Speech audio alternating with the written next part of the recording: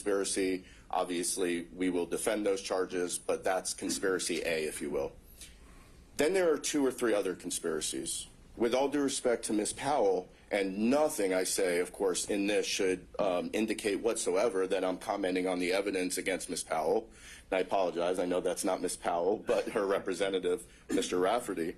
Ms. Powell is alleged to have engaged in a conspiracy, again, just accepting the allegations and the indictment is true, dealing with the computer systems down in Coffee County, Georgia. And those computer systems, as we allege in our indictment, Mr. Chesborough, or I'm sorry, in our motions, Mr. Chesborough is not even alleged to have undertaken anything, even remotely related to the Coffee County conspiracy, which I'll call it. Then there's a third alleged conspiracy. And that third alleged conspiracy I'll call, I don't necessarily want to use her name because of the circumstances, but the poll worker conspiracy, where there are allegations that certain individuals named in the indictment went and tried to apply some pressure tactics to a certain poll worker that I believe works here, lives here in Fulton County. That is also a conspiracy that in no way, shape, or form involves Mr. Chesborough. And again, that's not my defense take on it. That's according to the allegations in the indictment. Now, again, as I started off, Your Honor, I understand that RICO does provide flexibility. What I would argue to the court, however, is that, of course, RICO does not overrule all of the rules and statutes and constitutional provisions that ensure that Mr. Chesborough not only has a speedy trial, which of course he's already demanded, but a fair trial. And Mr. Aurora will talk more about the detailed case law, but it's pretty clear here, Your Honor, that if this case were allowed to go to trial with either all 19 defendants, which obviously it seems like that's probably not going to happen, but even with just Mr. Chesborough and Ms. Powell, you're going to have 2 cases in one. You're going to have, and I'll be very interested to hear the government's good faith estimate of evidence and witnesses, but you are going to have days, if not weeks, God forbid, maybe even say months, given some experience in some other high profile cases that are happening in this building under the RICO statute. You're going to have weeks, if not months, of testimony just related to the Coffee County allegations. And because, I mean, if you've just reviewing the publicly available information related to the Coffee County allegation shows that at least how the state indicted it, it's a alleged wide-ranging conspiracy involving various people, involving very specific allegations about computer trespass and the like. And then you're going to have a full trial, same trial, but somehow you're going to have another full trial within that same trial about the alternate electors. Now, I suspect that the government is going to, or the state, I'm sorry, is going to say, well, it's all connected with the same purpose, and therefore it makes sense to keep all these charges together and keep all these defendants together. But, Your Honor, I would ask you to please keep in mind that the purpose that we're talking about here, I mean, I guess you can say the purpose is to elect Donald Trump president. But if that were the purpose, and a prosecutor could use a purpose of that magnitude to try to tie together charges and defendants that otherwise have nothing to do with each other, then, you know, before we know it, millions of people, literally millions of people could have been charged in this conspiracy. These are totally separate cases, Your Honor, and I believe, as you'll see from my colleague, Mr. Aurora, who will get up and talk about the case law. Thank you for allowing us to do that, because he's a lot more on top of that than me. And as you'll hear from Mr. Rafferty, I suspect on behalf of Ms. Powell, it is going to significantly affect these defendants' rights to a fair and impartial trial. Why should Mr. Chesborough have to deal with a jury who's going to sit there for weeks, if not months, and listen to all of this evidence related to Coffee County and Ms. Powell? He's never been there. He's never met Ms. Powell. He's never emailed, texted, or called her. He's never spoken with her directly or indirectly. And although I'm not trying to steal the thunder from my colleague, Mr. Rafferty, on behalf of Ms. Powell, same is to be said for Ms. Powell.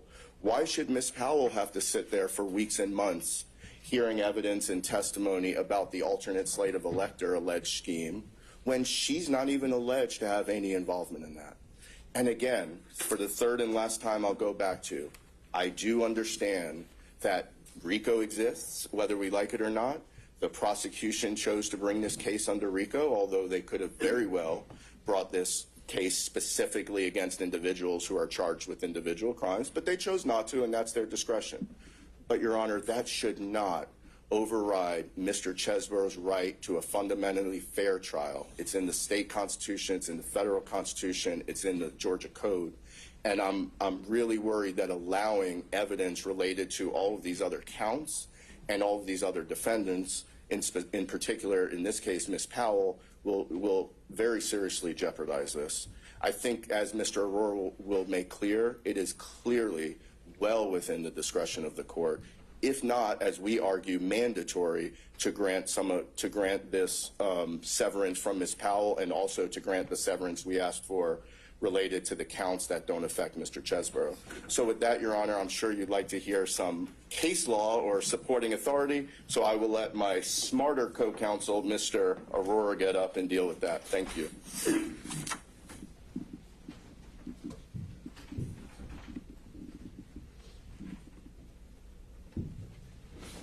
Good morning, Your Honor. Which motion do you want me to address first, the severance of the counts or the parties? Yeah, why don't we dive into the severance of defendants? I think that's the one that we might have more to talk about.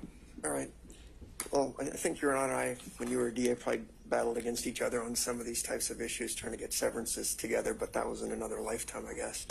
I've tried to put most of the case law that we've got that's in the briefs, because in the end, I'll give you some more 2023 cases that just came down a couple weeks ago, both federally and in the state system.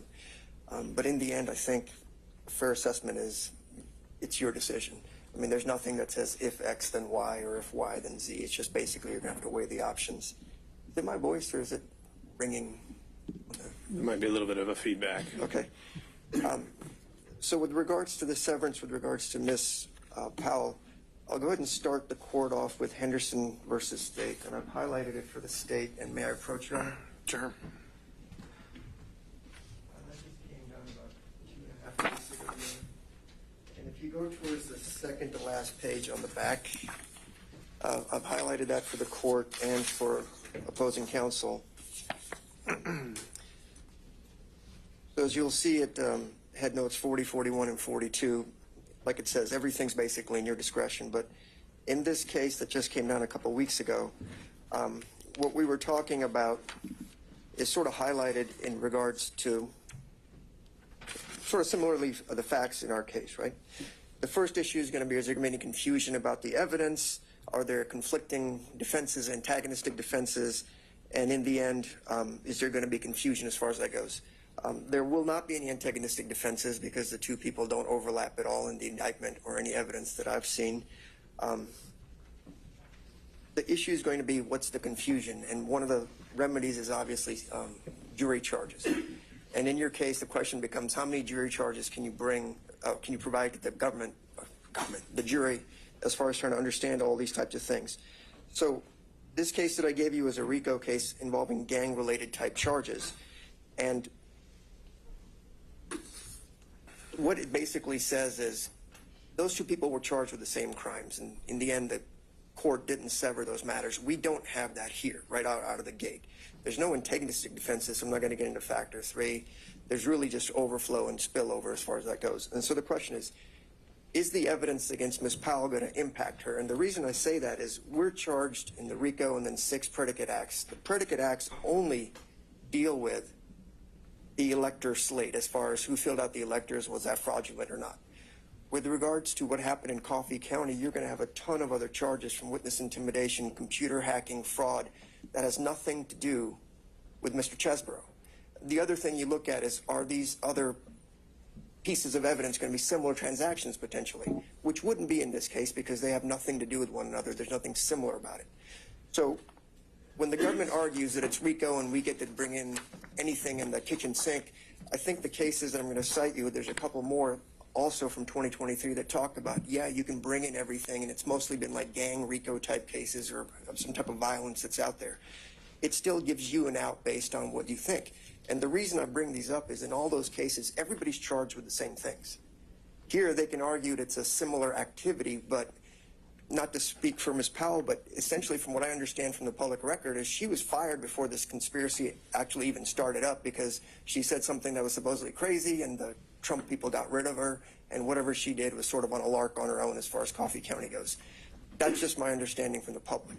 Again, I just want the court to focus in on what type of evidence would come in against Ms. Powell versus what we're charged with, which is solely paperwork and legal opinion on 3 different memos and some emails. So with that, I'll approach the court on a RICO case that dealt with drug dealing that just came down in the federal courts in March of this year. It's out of the 9th Circuit. Again, I've highlighted everything that I believe to be relevant with regards to this case. Mr. Rowe, what's the site on that? The site will be 2023 Westlaw 2620418. And if Your Honor would look at just above head note 7, it's going to be about 3 or 4 pages in. I realize the bottom of my pages have sort of been cut off, but it would be if you just fold over 3 pages, and I've highlighted it.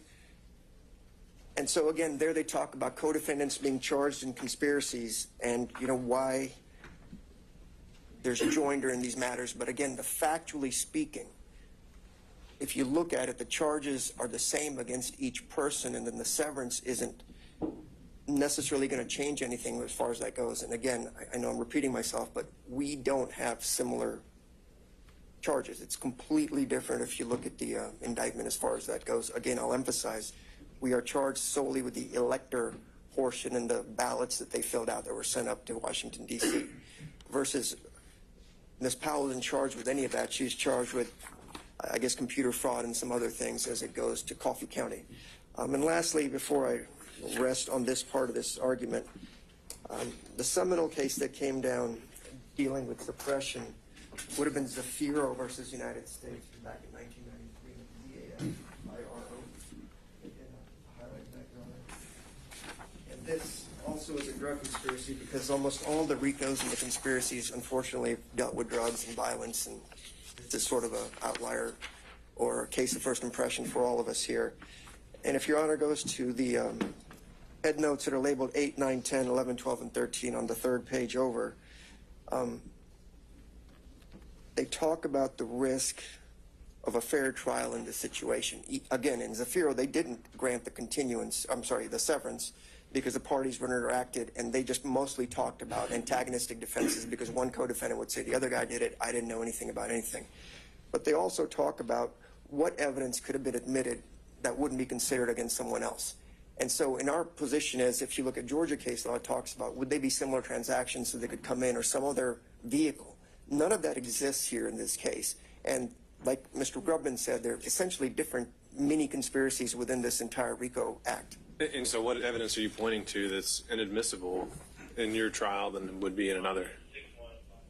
With regards to Ms. Powell, we would object to a lot of that stuff because it would impugn our character as far as being associated with somebody, which they'd have to prove. Now, granted, it's admissible if we're going to trial together, but you would have to give limiting instruction after limiting instruction after limiting instruction as far as that goes.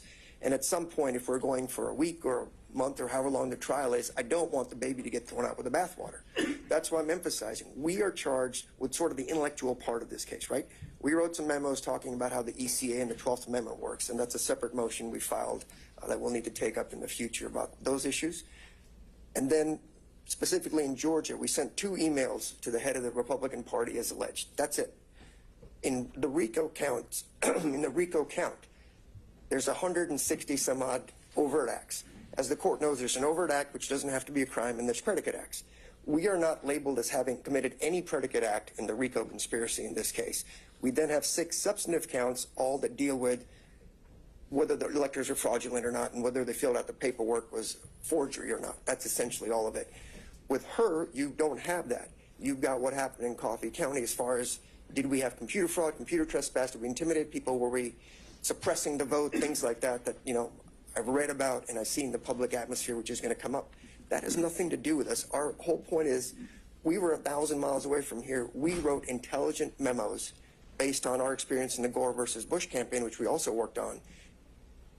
And we basically said if there is a valid underlying offense, then the ECA and those arguments that I'm making could be valid. We had nothing to do with the actual shenanigans, allegations, whatever, in the state of Georgia necessarily themselves, and that's where I'm trying to distinguish it. Because you could very easily say it's just two defendants, so there may not be a confusion of who's what, but you're essentially running two trials simultaneously in here. And so I don't think giving limiting instructions with me objecting to all of it is fair. And I think that's what Zafiro and some of the other cases talk about. And I brought those up because even though they ruled against us and everything, the analysis was relatively sound. And in the end, it says you can do what you wish because there is no specific X then Y situation. So that would be my argument with regards to Ms. Powell. So let me unpack a few of those because so under the kind of traditional three-prong metric we're looking at, one of the recurring themes is spillover evidence. And if you're saying that essentially what we've got are two different trials or two different conspiracies that have been joined under this umbrella, and you've said that Mr. Cheesebro never even interacted or knew Ms. Powell in any way, where's the spillover there? If they've actually never interacted and these counts are entirely separate, as you keep kind of pointing out.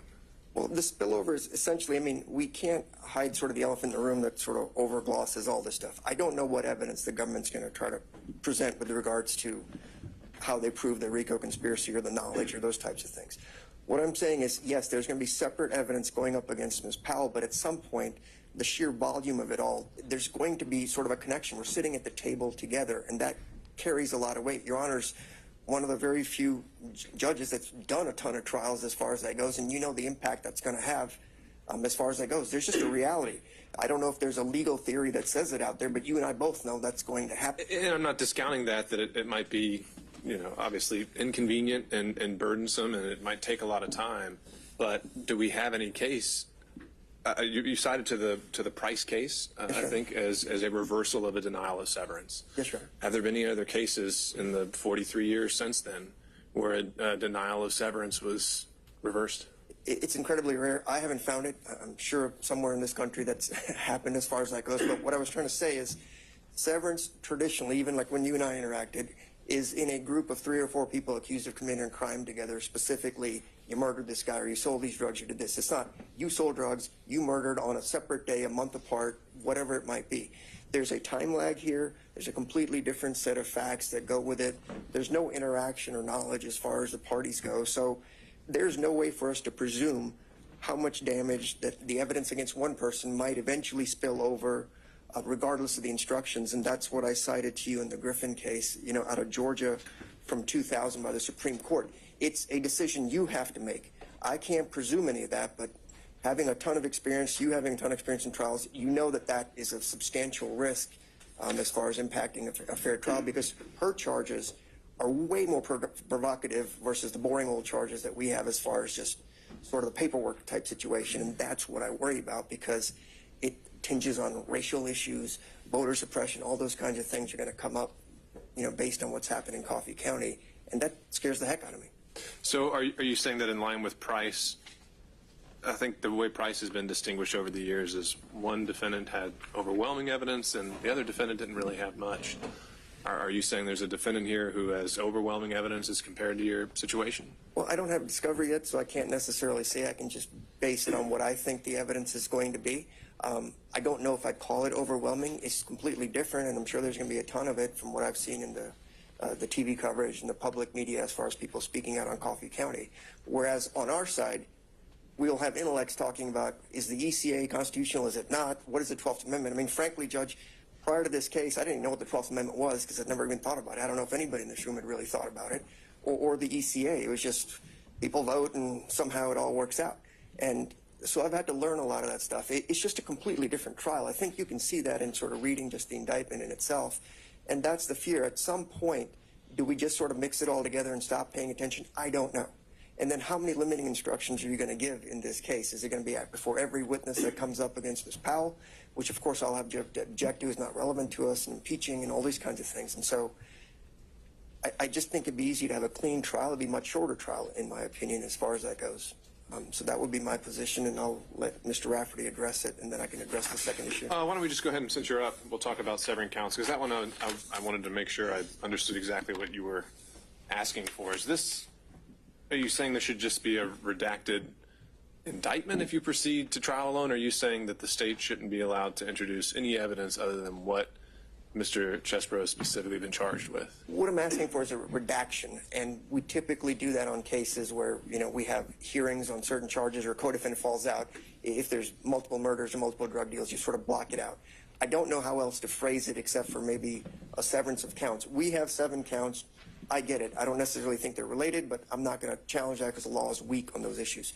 The 34 other counts involve a total of 13 defendants that we're not affiliated with. Our counts are involving 6 total people. But the other 34, again, as Mr. Grubman said, are multiple conspiracies within the conspiracy, and I don't see how that's relevant or even admissible in this case. It's not similar transaction material. So I'm just asking it to be redacted, I guess, if that's the correct word, because we're not being judged on those counts, so we shouldn't be telling the jury all this kind of things, just like you'd redact some of the names in the indictment. So to be clear, it's more just a logistical thing that the jury would get an indictment that's been changed just to reflect their case, not that they couldn't have witnesses talking about the entire RICO enterprise as they allege it. Right. I'm not saying that all that's a matter of different objections down the road as to admissibility or relevance, but on this matter, I'm just saying the jury shouldn't be seeing the other 34 counts that are out there, or the, I guess, 18 other defendants or 17 other defendants that are out there.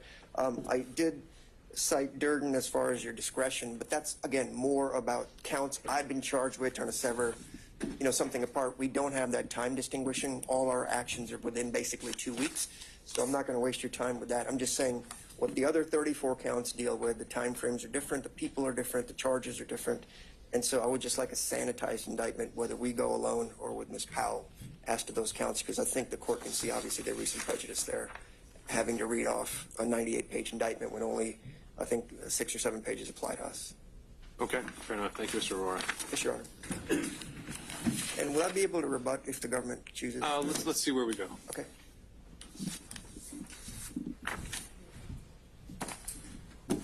Good afternoon, Your Honor. The case against Ms. Powell is in a slightly different procedural posture than against Ms. Chesbrough, and I just thought it appropriate to sort of start with the fact that we filed a speedy trial demand within a day or two of the speedy trial demand of Mr. Chesbrough. Mr. Chesbrough, and we have not yet received a scheduling order or ruling or anything else about, you know, when the trial of Ms. Powell will occur.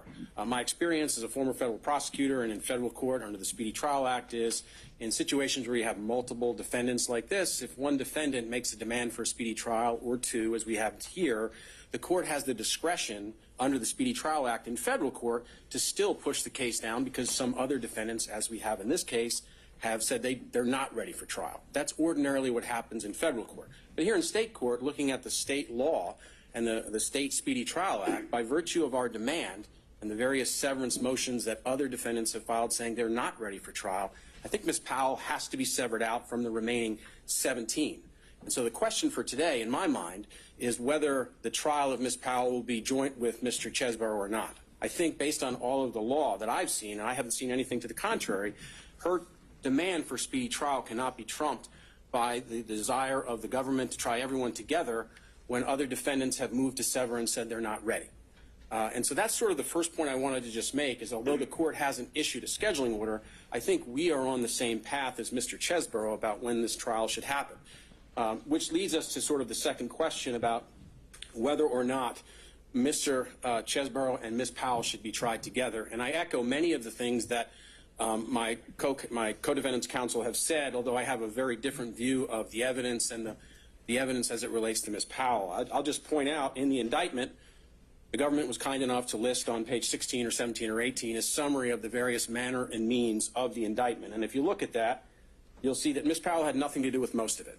Ms. Powell had nothing to do with false statements to state legislators, nothing to do with false statements to high-ranking government officials, nothing to do with false electoral college documents, nothing to do with the election worker here in Fulton County, nothing to do with solicitations of the Department of Justice, nothing to do with solicitations to the vice president. The only thing which she's alleged to have involvement is, as my co-counsel have said, is this Coffee County matter.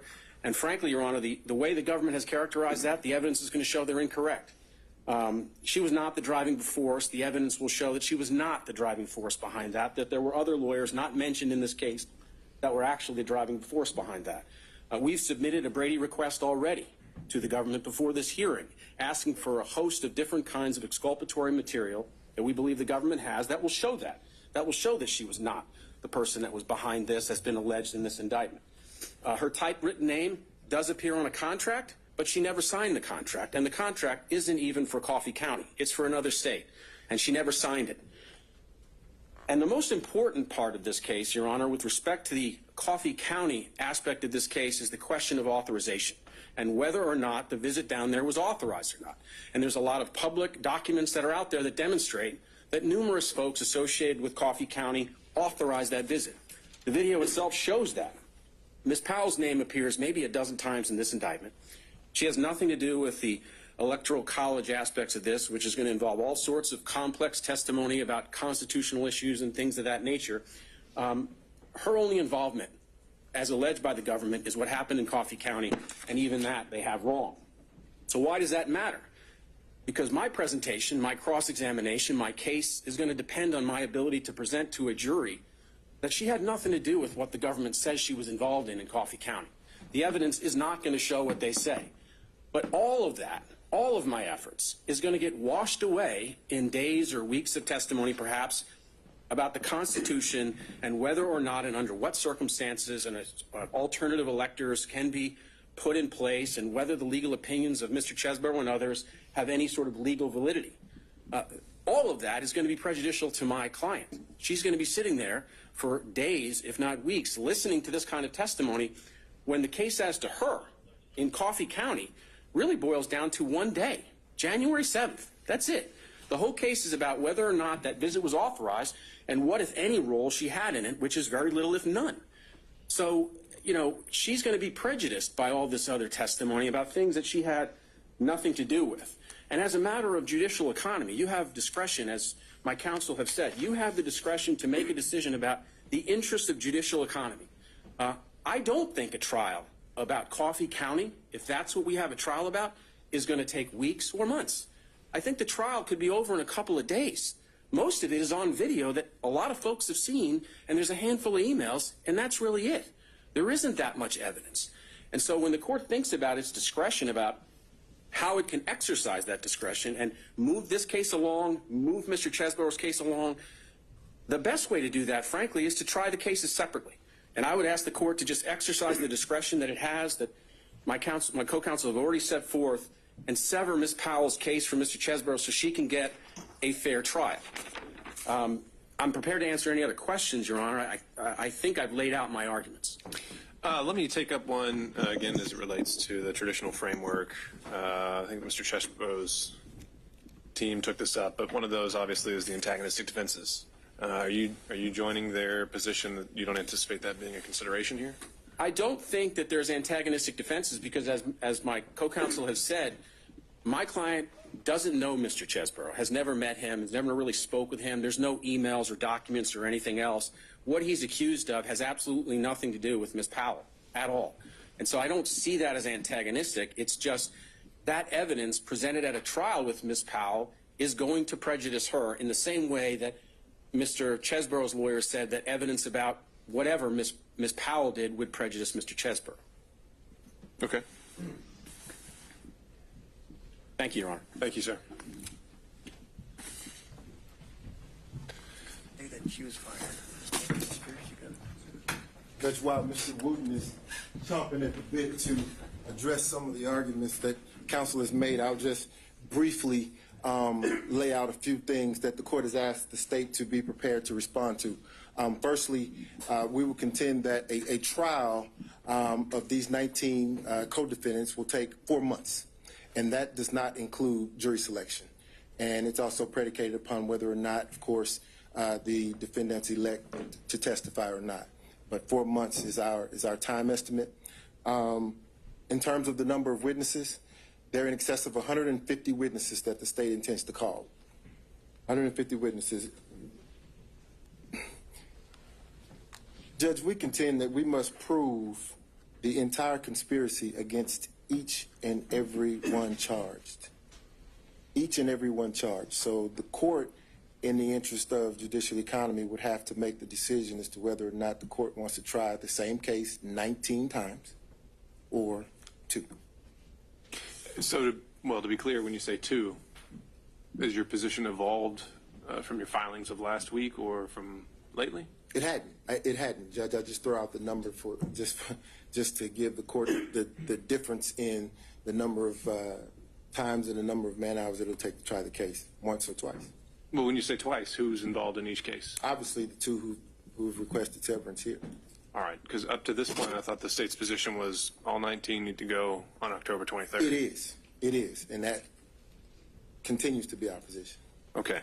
And just to clarify that and flesh that out a bit, you're saying that right now you would predict that if it was just a trial of Ms. Powell and Mr. Chesbro, that the state's going to need those same amount of witnesses, those same amount of exhibits, and that same amount of time? Absolutely.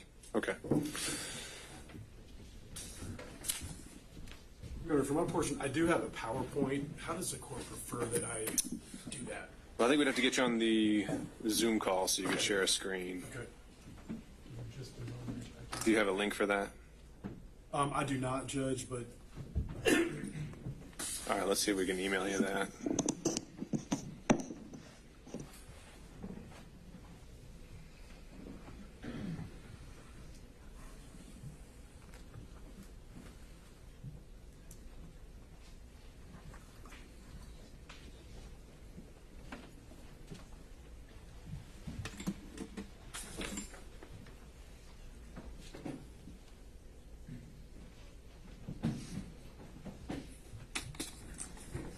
Does the government have a paper copy of the PowerPoint that it can share with yes, counsel? yes. While I'm waiting on that email.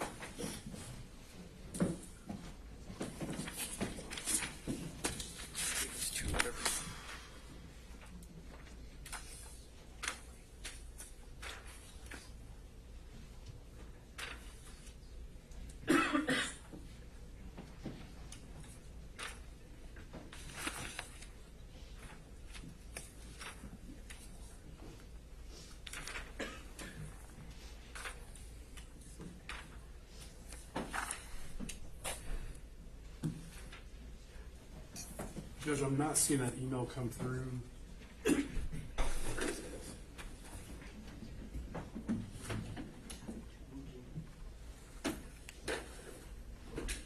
Just hold another minute.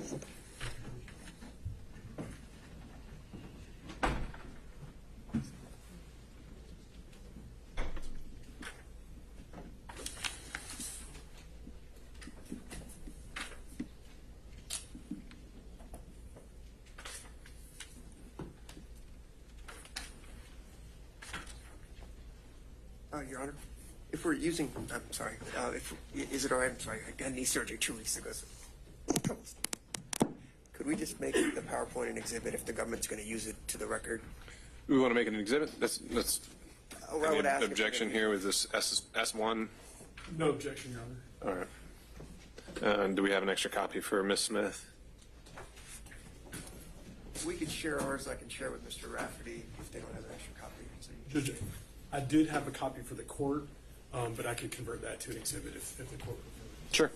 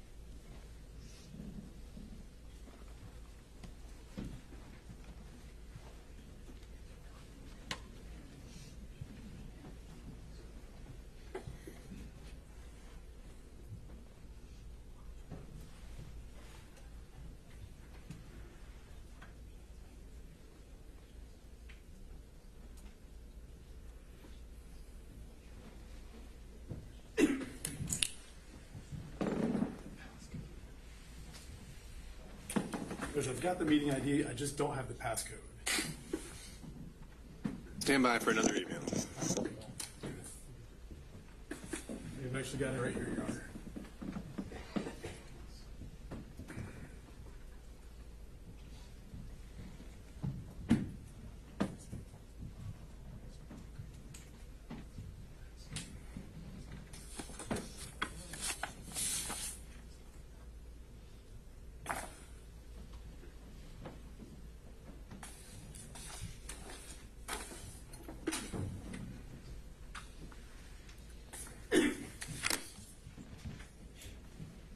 Judge, may I go ahead and share screen?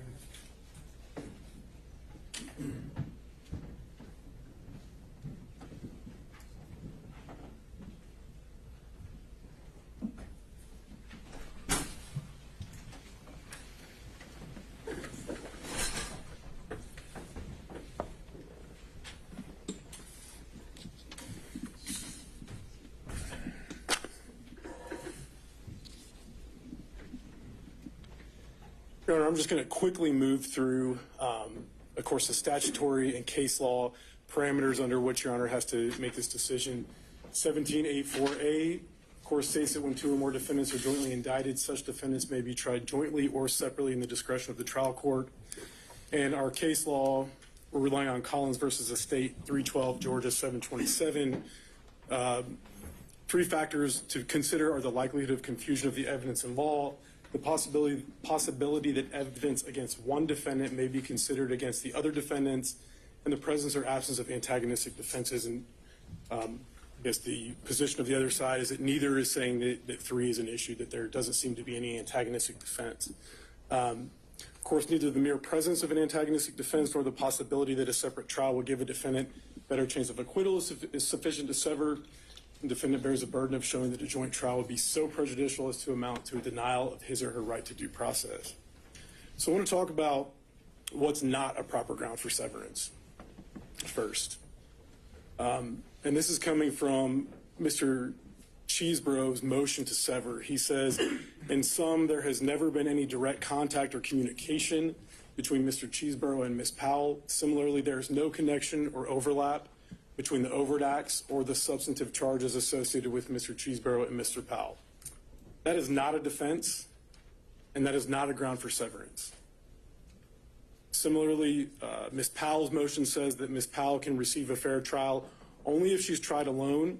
The prejudice that would inure to her from a lengthy trial with any of those she was not involved with, and about the vast number of events she had no knowledge of or connection with, would deny her due process. Again, not a defense, not a ground for severance.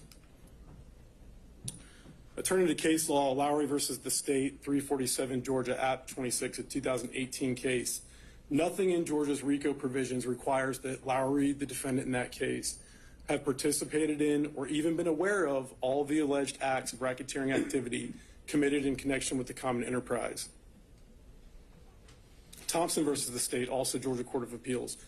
None of the provisions of the Georgia RICO Act requires that each defendant in an enterprise have full knowledge of all facets and elements of the enterprise and all of its members or actors.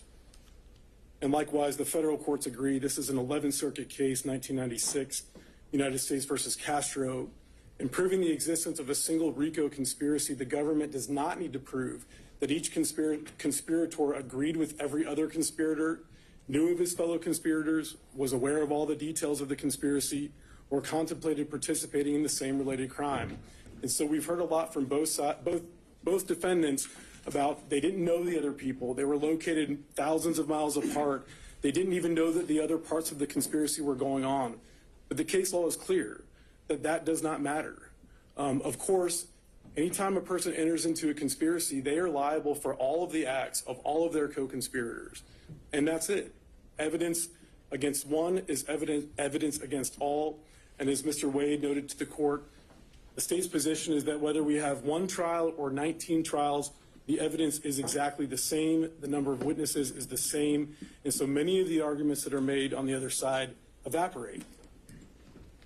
I want to look at the cases that were cited by Mr. Cheeseborough in his motion. Griffin versus the State, that's a case where severance was properly denied. It is not a RICO case. Brown versus the State, another case where severance was properly denied, not a RICO case. Baker versus the state, severance was properly denied, not a RICO case. Padgett, severance properly denied, not a RICO case. Jones versus the state, severance was properly denied, also not a RICO case. Zafiro versus United States, federal case, again, severance was properly denied, that was not a RICO case. Henderson, which we just received just now, that was also not a RICO case. Severance was properly denied.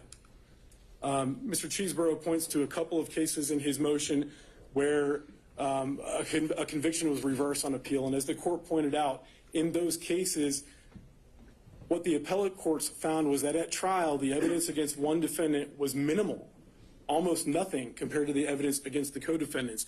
And so it was just fundamentally unfair that there was all this evidence that applied to one, very little that applied to the other, and the jury may have been confused.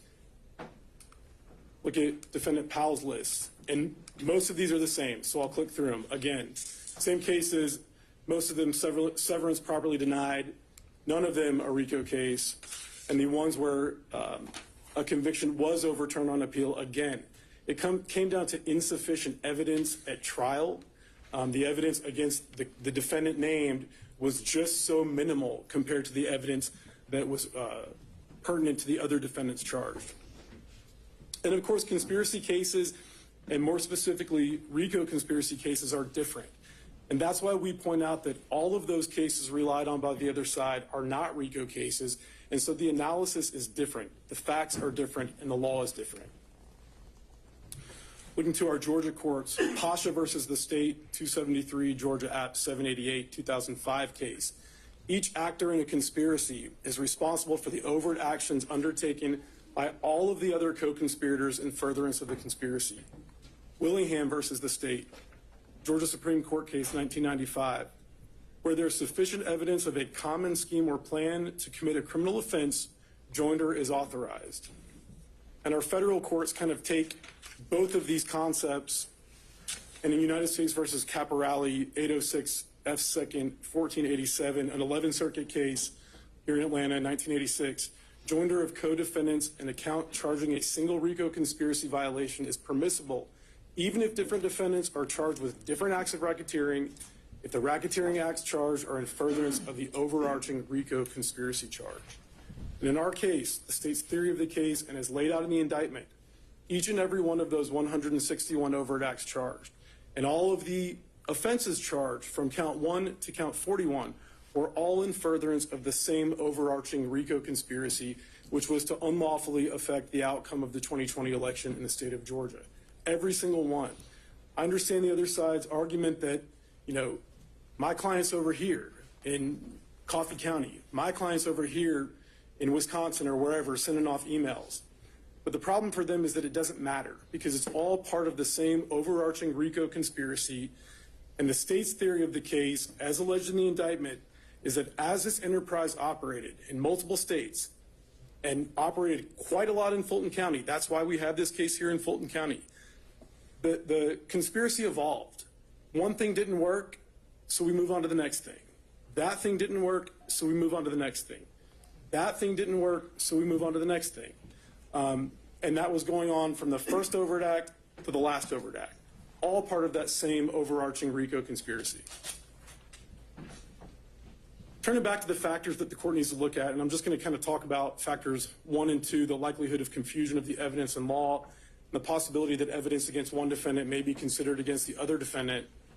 Of course, 3, which the other side agrees is not an issue here. But 1 and 2, because this is a RICO conspiracy case, and because the evidence against one is admissible against all, 1 and 2 evaporate. There's no likelihood of confusion about which evidence applies to which defendant or which law applies to which defendant when all of them are alleged to have engaged in the same conspiracy. And it's significant that in count 1 of the indictment, the RICO count, the allegations set forth in counts 2 through 41 are all included in that count 1.